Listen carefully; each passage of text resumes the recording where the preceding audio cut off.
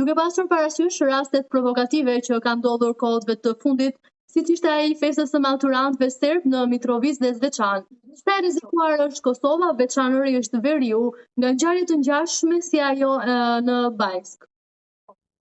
Po pyetje shumë e drejtë dhe pyetje shumë e mirë.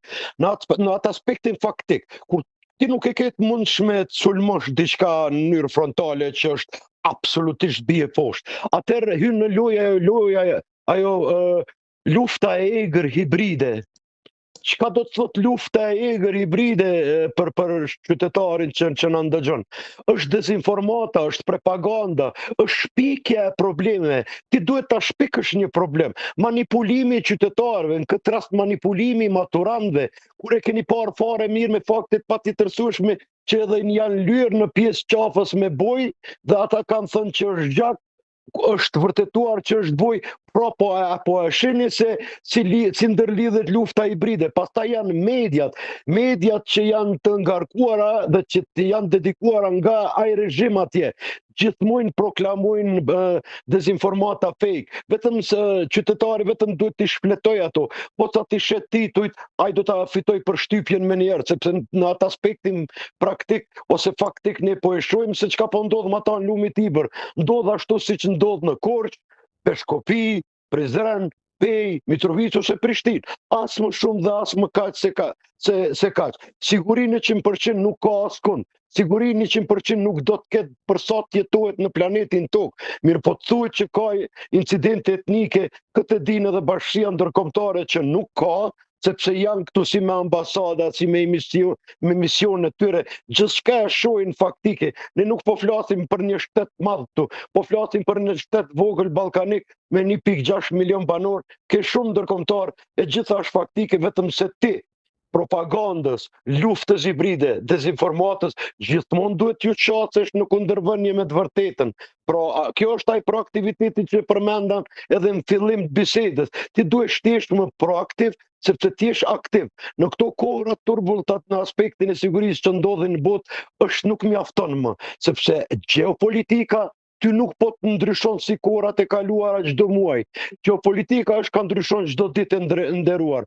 Vetëm duhet ta shikosh Azinë, lindjen e mesme, Azinë e largët, dhe mos ta përmendi fare hiç Evropën ku Rusia ka humbur 1 milion ushtar, atëherë të gjithë e kryejnë përshtypjen dhe për një logjike të shnosh, ti duhesh vetëm të përgatitesh. Dhe shembullin më të mirë se ti duhet të përgatitesh, shiqoj shtetet skandinave, Letoninë, Estoninë, Litvën, Suedin, Finlandën, Norvegjin, dhe me njëherë do ta kuptosh ku është problemi. Pra mbrojtja dhe vetëm mbrojtja, pastaj sekondaret janë të tjera.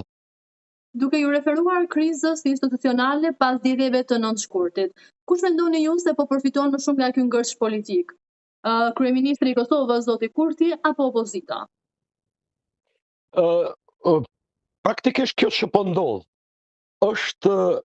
nuk është fare e hishme, është e turpshme, sepse qytetari i kësaj republike ka votuar që ti krijosh institucionet, pa marrë parasysh dhe pa u përzirë në asnjë parti politike, sepse nuk i përkas asnjë nga ta, asnjë. Normalisht që në jetën time kam votuar vetëm 5 herë, dhe kësi heri kam votuar. Mirë po ka humbur më shpresa për të ardhmen që të votoj. Si të votoj në të ardhmen kur 30 herë po anulohet, nuk ka fare rëndësi tash me kon ti po e krijon atë qeveri, kush janë ata, cila parti politike, vetëm se le të jetë stabile, vetëm se të përfitoj qytetari, dhe ty po të pret siguria nacionale, ty po të pret një dialog i vështirë, ty po të pret një asociacion, ty po të pret mbrojtja dhe siguria, ku ka fakte më të patjetërsueshme se këto. Andaj çdo ngurim për t'i krijuar institucionit nuk shkon në dobi të Republikës Kosovës, shkon në dobi të atyre që nuk ja dojnë të mirë në Republikës Kosovës. Mirë po kjo gjithmonë sipas mendimit tim. Unë ndoshta po gaboj, por po qëndroj shumë fort mendimin tim se çka po them. Si e vlerësoni kandidaturën e zonjës Albulena Haxhiu për kryetare të kuvendit dhe sipas jush, pse ajo po refuzohet vazhdimisht?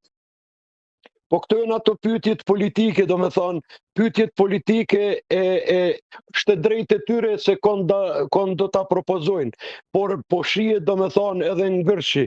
Ja, kjo po e tregon qartazi atë kryenetësinë që e kemi ne shqiptarët, sa shumë jem gjakënxet me zvete, sa jem të papajtueshëm me zvete. Kjo është tepër dëshpëruese në vitin 2025 që ti të kesh me vllaun ose vllau me motrën të kesh papajtueshmëri aq të madhe, të shkon mendja nganjëherë që këta kanë hasmëri, kurse në fakt nuk kanë. Do me thonë, unë këtë cilësoj vetëm si kryenetësi dhe as më shumë dhe as më pak se kaq, por e cilësoj vetëm si kryenetësi politike dhe asgjë më shumë se kaq, sepse ky është ai arti i politikës, do me thonë, ja, edhe kjo qenë ka një pjesë e politikës, edhe ky qenë ka art, nëse mund t'i thuash art.